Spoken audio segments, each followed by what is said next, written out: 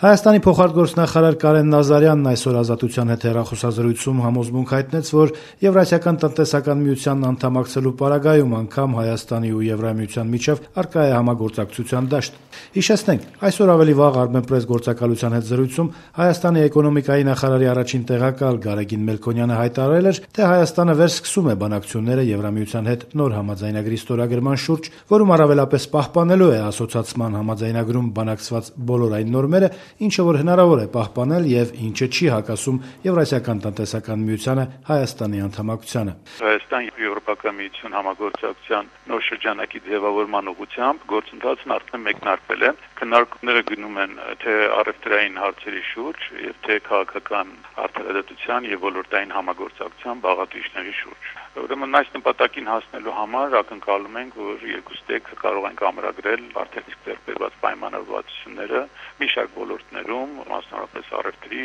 եւ մնացած ոլորտներում, որ ես թվարկեցի,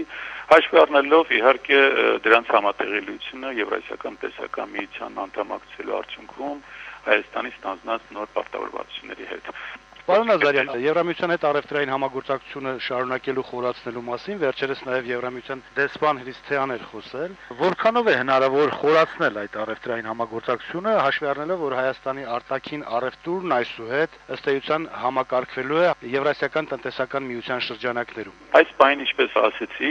եվրոպական մեր գործընկերների հետ իրականացնում են մտքերի փոխանակում եւ իմաստը այդ գործընթացի ի հայտ բերել համատեղելի տարրերը, մասնավորապես նաև առևտրի բնագավառում։ Ձեր գնահատմամբ կան այդպիսի տարրեր առկա են։ Անշուշտ կան, առկա են, ես չի ցանկանա կանխորոշել քննարկումների արդյունքները, դեռևս արժևում պետք լինեն հավելյալ շփումներ եւ քննարկումներ Եվրոմիության հետ, դրանք նախատեսված են նաեւ հունվար ամսվա առաջի կեսին, այնպես որ ես կցանկանայի դեռևս սպասել վերջնական կարծիք հայտնելու համար։ Պարոն Նազարյան, հաշվի առնելով, որ այս օրերին վերջի շրջանում Եվրամիությունը եւ Ռուսաստանը ԵՏՄ հիմնական անդամներից մեկը միմյանց նկատմամբ սանկցիաներ են գործադրում, դուք ինչպես եք պատկերացնում այս համատեքստում Հայաստանի համագործակցությունը մի կողմից ԵՏՄ-ի հետ, մյուս կողմից Եվրամիության հետ։ Ես այստեղ չի ցանկանամ խնդրել անհամատեղելիություն, ավելի հակված ենք շարունակել աշխատանքը համատեղելի տարերի շուրջ։ Համագործակցությունը հնարավոր է եւ այդ մասին նաեւ հայտարարում են Եվրոմիության անդամ երկրները,